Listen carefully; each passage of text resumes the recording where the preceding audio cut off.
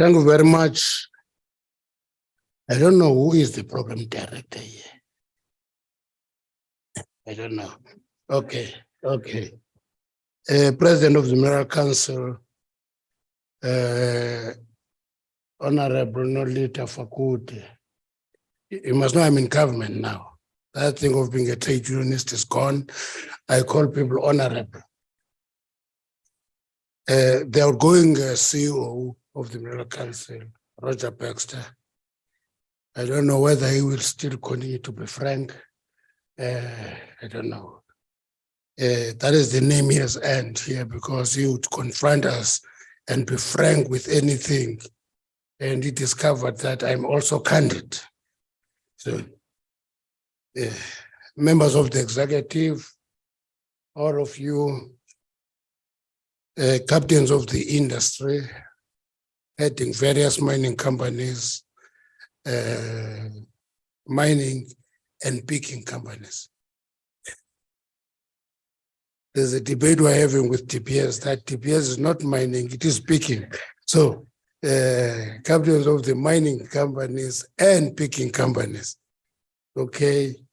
Team DMRE, all the invited guests, members of the media, allow me to express our appreciation to the Mineral Council South Africa for invitation to attend and address your 133rd annual general meeting. You are right, Roger. Today is a cabinet committee day.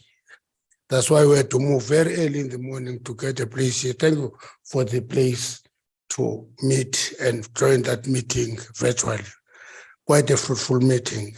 It is in that meeting that we also asserted that the government in South Africa must know mining better, and they must be respecting it more.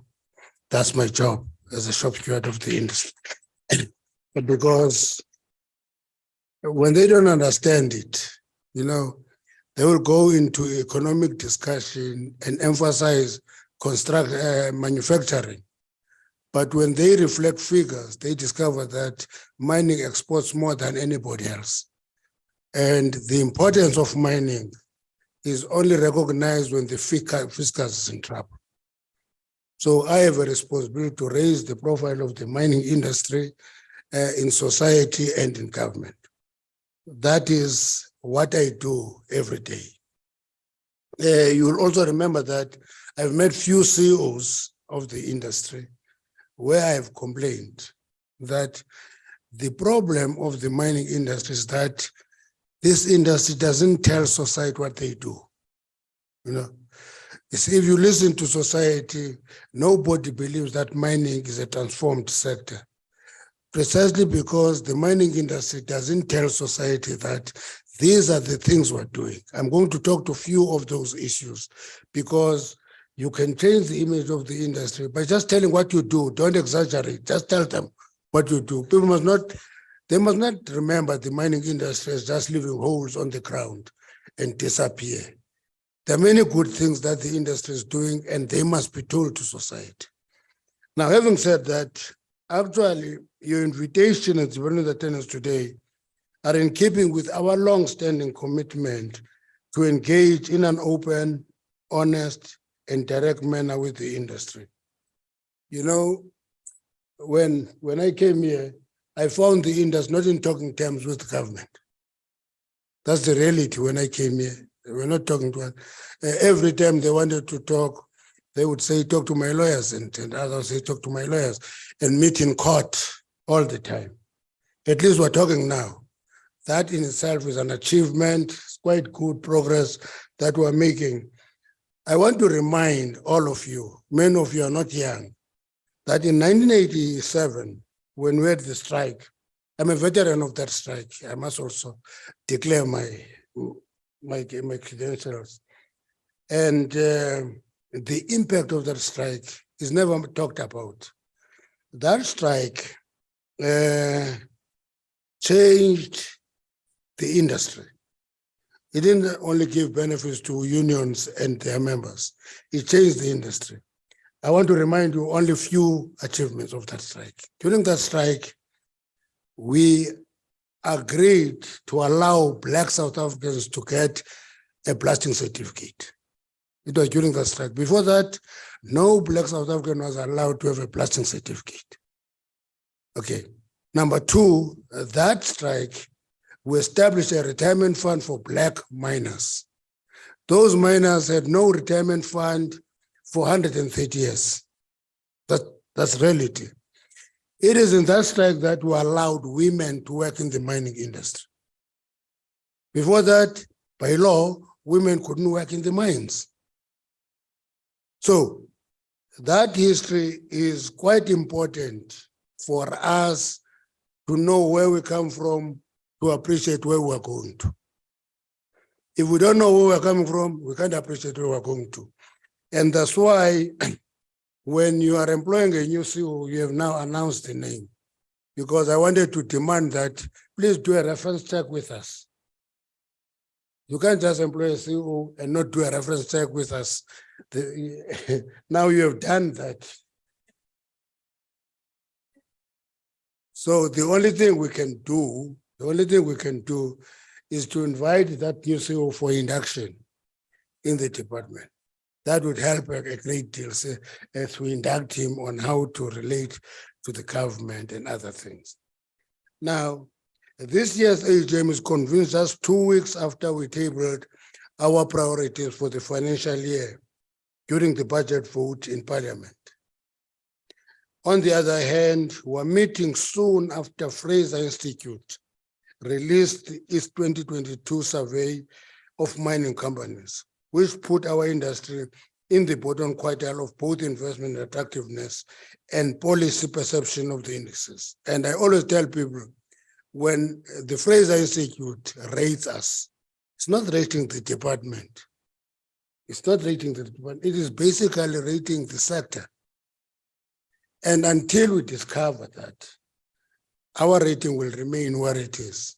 I'm saying that because I find sometimes strange when you find a CEO of a major mining company issuing a statement that this is a bad country, it's a bad leadership, it's bad this, bad this. Because when you say that, that is counted in the rating of the country. And the sector gets rated at the bottom quartile in all respects. And sometimes we don't take responsibility and we absorb the pain for that. So it is important for the industry, like all the other, when I go to Canada, Australia, I discover that it is the captains of the industry who actually promote the image of the sector. I don't have a sense of that here in South Africa. I think we're half-hearted about it. It's your sector. It's not my sector. It's my first time as a minister. I may be reshuffled anytime. You will remain in the sector. You have a responsibility to make the sector have a reputation that is appealing to many people. It's not a minister who makes the sector. It is the sector itself that makes itself.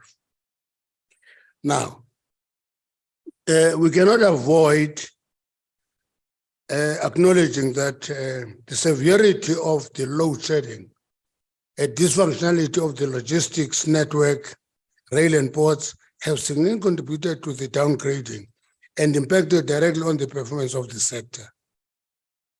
Now, you see, last week I went to KZN, we had a big discussion.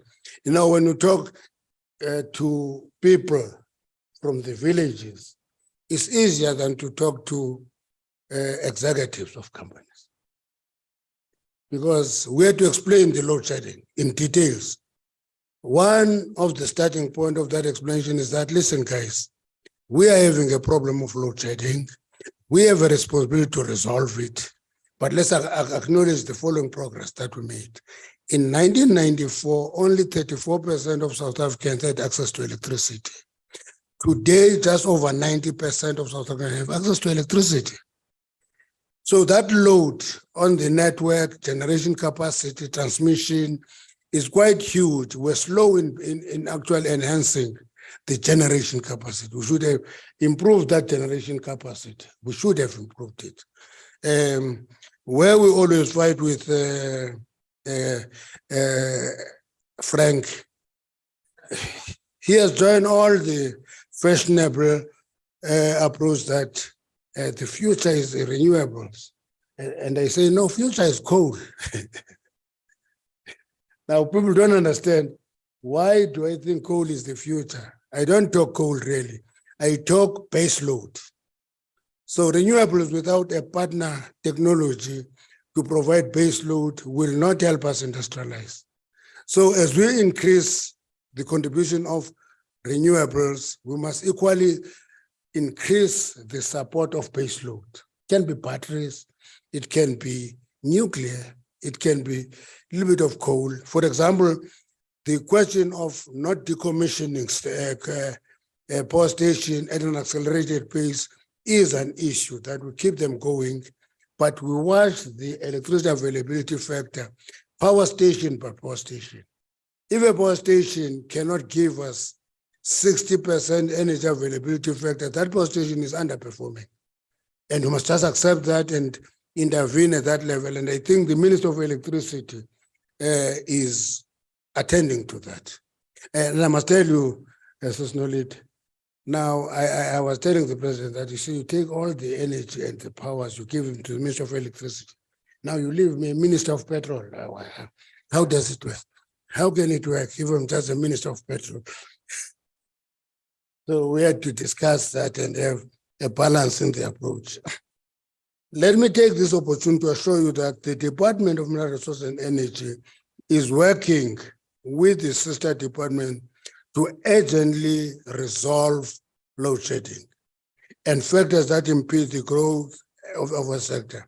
There is no doubt that South African mining sector will improve its ranking on both indexes if these constraints can be resolved in the shortest possible period. For example, it is not pride for us to have stockpiles of coal and stockpiles of iron ore, stockpiles of manganese, because our infrastructure is dysfunctional. It is not sort of pride. We have to resolve that. We have to improve the possibility of no load shedding. Now, among the interventions we are embarking on, as outlined in the budget vote, is narrowing electricity supply and demand gap.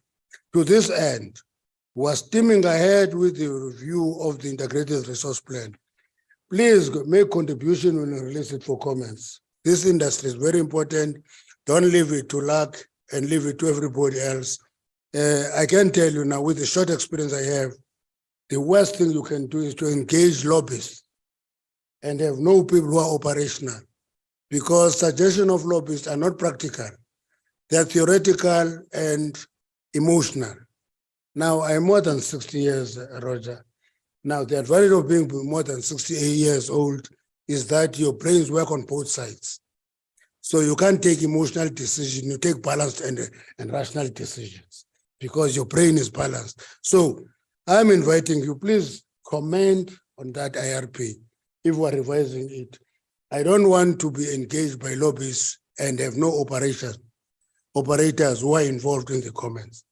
There is no doubt that South African mining sector will improve if we improve that. Among the interventions we're embedding on is, while simultaneously fast-tracking the procurement of additional electricity capacity, we must also revise the combination of technologies. We are convinced that mining companies can supplement the ESCOM supply of electricity. A success story is registered in the performance of coal fields. I talk that publicly. I know that other mining companies can actually throw me out of the meeting. But the coal fields came first and asked for a license from us. We gave them the license. They are now generating 50 megawatts of their own energy. That's why when in 2021-22, the mining industry productivity dropped by 9.9% year on year, but goldfields registered a 10% growth. And which is an example that other mining companies must take an example on, do supplement the supply of electricity. ESCOM is in trouble, and therefore it is easy for us to say it is in trouble, and therefore stop a diagnosis. Let's supplement those. But one thing I've actually cautioned ESCOM on, and I said, though you will remember that if you lose those special customers, you may not recover them. Okay, so it's not a question of them recovered by ESCOM, but it's a question of the industry sustaining its productivity and its production levels. Now, because they completed their 50 megawatts plant, which was giving them enough energy and registered some surplus. They want to give some extra surplus to neighboring companies. They run a single shaft, yeah? They have 50 megawatts. Harmony, may look at them, Sibanye may look at them. If they're extra energy, you can source that energy. Therefore, the industry's investment in expanding its own electricity capacity to power its operation and gives us hope. I'm quite happy, Mike, with the Seriti grain.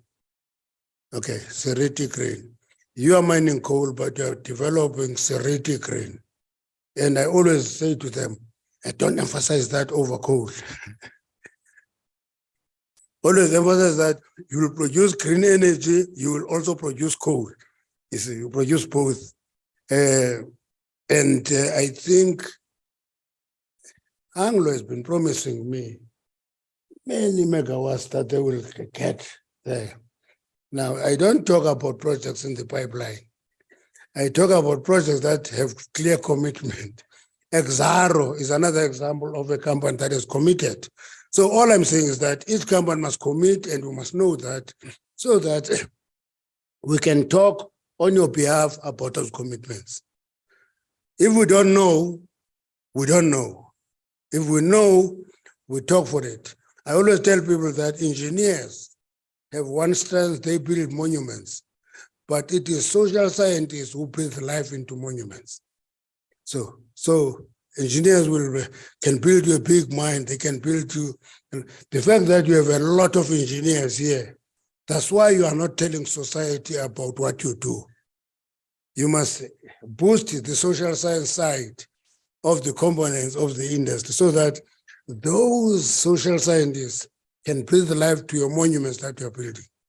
Now, I met a journalist who said to me, listen, there's no more investment in mining. I told him, he said, listen, I am a mining engineer by prior learning, okay? Equally, I'm a geologist by prior learning. And I said to him, no, you are behind, you are reflecting your age. That you think that when there's investment, you'll see a long shaft tower in the middle of nowhere. It's no longer so. They build something called incline shafts. They sink, but there's no shaft, but they go underground because the industry is highly mechanized. You don't need to go down the lift. You must drive underground. It's like down. So he didn't believe until we took him to a mine that was opened by one mining company, I can't mention it, and said to him, he said, come and say, we're expanding life of a coal mine by 25 years. Here is it. It is constructed this way. He said, oh, then I understand.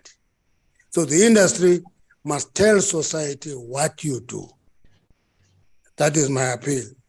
No, the NERSA stands ready to process additional registration to add on the 4,050 megawatts that the regulator has registered for 2022-2023 financial year.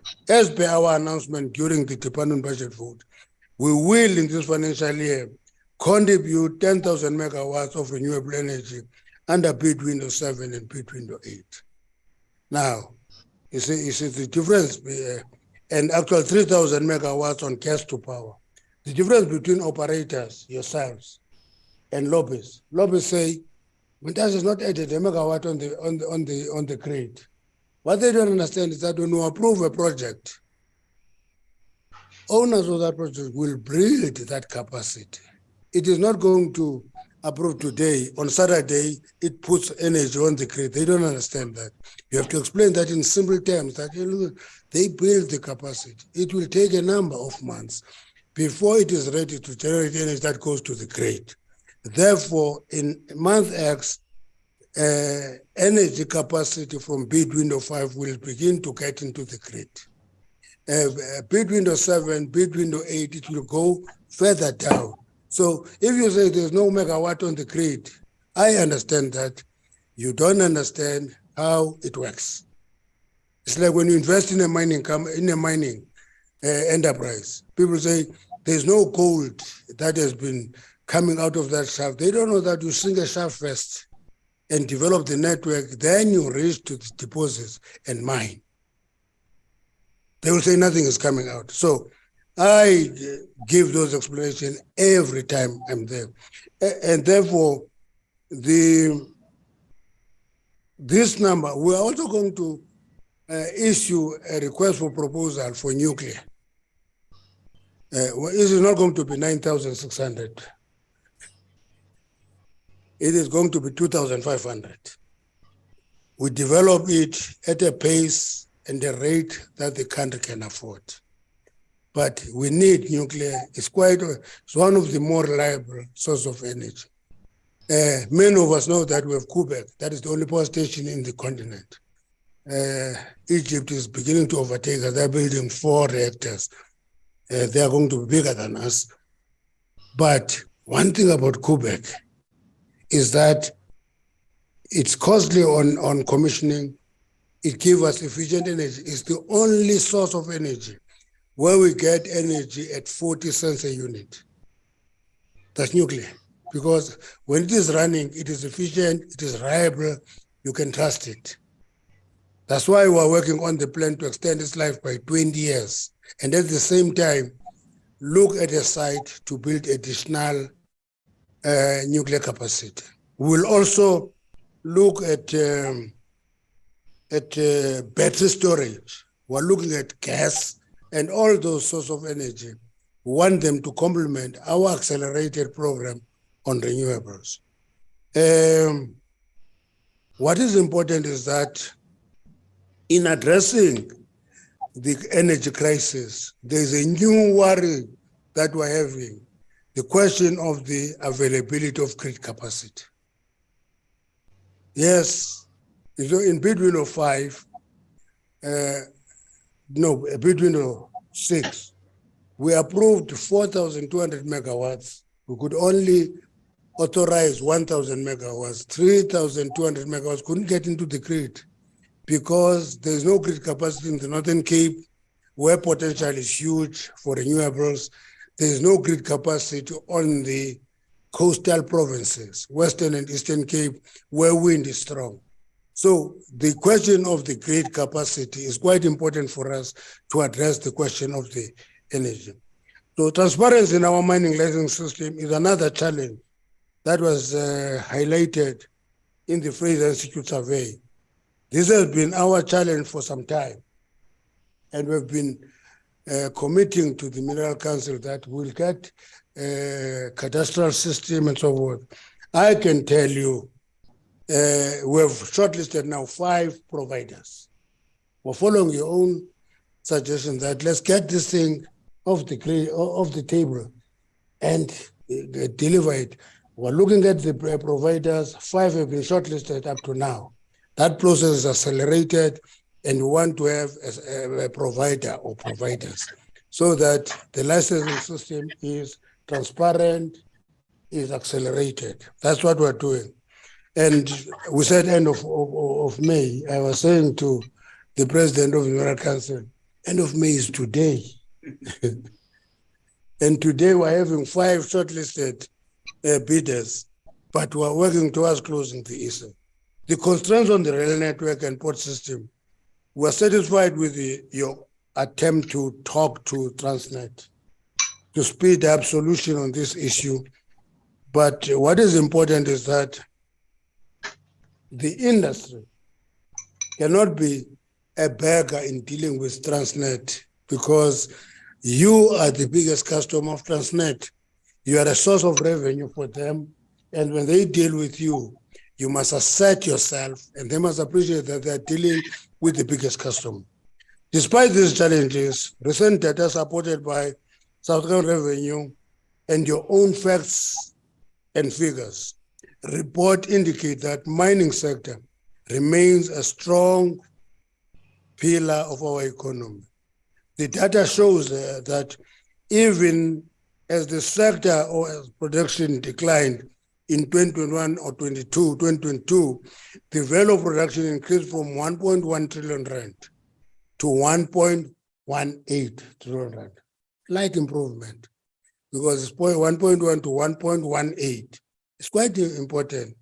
Most importantly, the sector contributed 89 billion rand to corporate tax and a further 28 billion rand on the royalties, thereby keeping the percentage of contribution of to the gross domestic GDP at 7.53.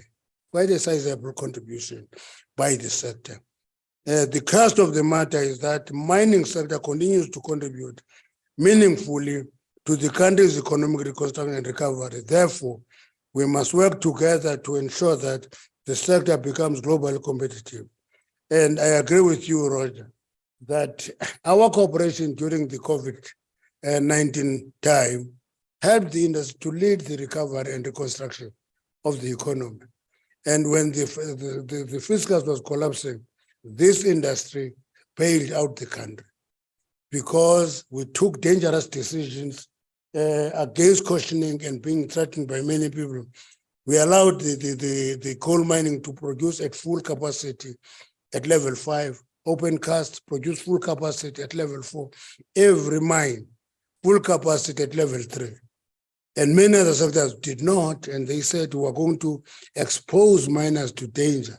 We had to argue strongly that, listen, the biggest risk is to allow miners to go to the villages and disappear and not pay attention to them. They must come here so that we can see the extent of the problem and deal with the problem that we understand.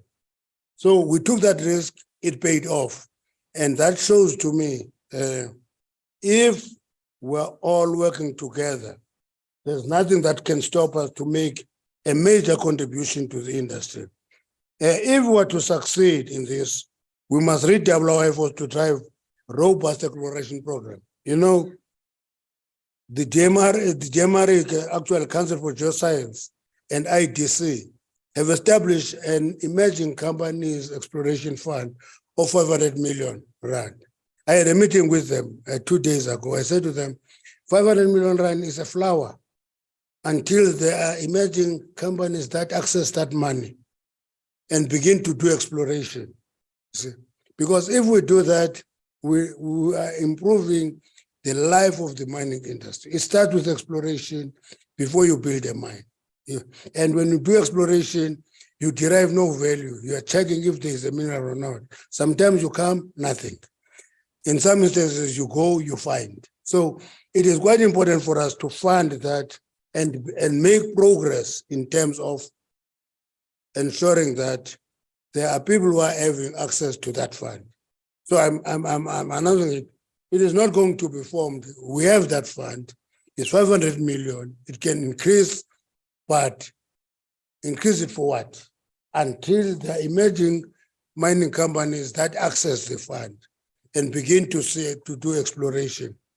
The President Fakuda, our collaboration efforts resulted in significant improvement in health and safety of mine workers in 2022, as demonstrated by the lowest record of 49 fatalities.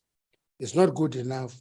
I'm worried. I checked the statistics yesterday, were around 20. It's not a good level. If at this time, in end of May, we already have 20 fatalities, it means that we are slipping from the 49. And it is up to the sector to stop that slippery route and reduce fatalities. Every miner must go to work and be sure that he will come back alive. I hear zero harm. To me, I normally say we always have a debate with Chief Inspector. Zero harm. I say no. Start with 0 fatalities. There must be 0 fatalities. Then we improve from 0 fatality to 0 harm. No, he say no, 0 harm, 0 harm. So we've accepted 0 harm. We accepted that. Now, as I move towards the close, I cannot ignore the progress we made in the implementation of the social and labor plan. We appreciate that because the social and labor plan is social license that mining companies pay to communities to coexist with them where they are mining. And one of the most impressive things is that we're seeing a movement towards more impactful projects than smaller nyana projects that you could donate a community hall, then the small thing there. We're beginning to see a series of impactful projects. One time I met Ubra Steve in Rustenburg, you see, and I said to him, let me say this in the presence of both Paul and Impala. I think they're both here. So to them, you see, you're fighting over this company. This company has given us a social plan of a high school and a primary school in one day. Why don't we leave it alone? Now, listen, that is not an investment. That is not an investment advice. It's a selfish advice that society is benefiting in the existence of this company that you are fighting over. So I think it is quite important. We're more impressed when we went to Dujwa and find a big high school donated by Swagi. Quite happy, you see. Last week we went to Rustenburg, we donated 4 projects from Impala. You know. And I was saying, we last saw a project from Sereti. When we donated clinic in Middleburg, we want to see more. That's the reality. So we're monitoring these projects. Actually, we have committed ourselves to a team that if you hand over a social and labor plan projects, we'll go. Okay. It will not be something that is in newspapers. The Minister of Mineral Resources and Energy will go and hand it over. If we do that, we're working together in changing the image and reputation of the sector. The industry must be seen to be friendly, you know, coal miners. So that's why I love them. I'm a coal fundamentalist. Wheat Bank is in darkness for a number of days. They go and buy the transformer and hand it over, install it. Coal miners. Mineral council. No, leave the mineral council. You see, it's the coal miners. They put money together. They buy a transformer. They install it. They actually save the more mining companies will be implementing social and labor plan where they are not big enough, pull resources together because you are not the same size. Okay. The big companies are smaller companies. Smaller companies pool resources so that a project that you put in community is impactful. Instead of just saying, we can only afford this small. No, that small and another small and another small can give a big project that impacts on the lives of them. In conclusion, Program Director, allow me to extend our gratitude to the outgoing CEO of Mineral Council South Africa, Mr. Roger Baxter, and wish him well in his future endeavors. I still want to know where are you going, where you are going, because we must monitor you beyond this point. What are you doing? Who is in trouble with you? And we save that person and advise them, this is how you deal with Roger on these matters. So the new appointed CEO,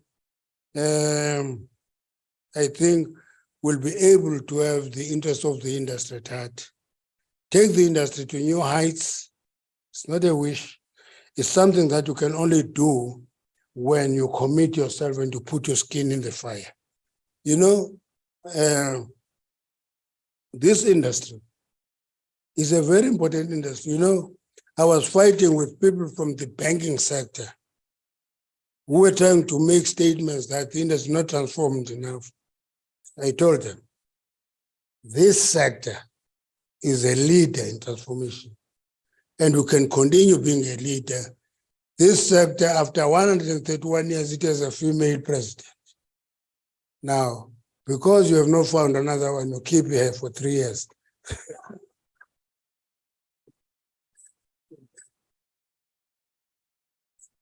You know, wait a minute.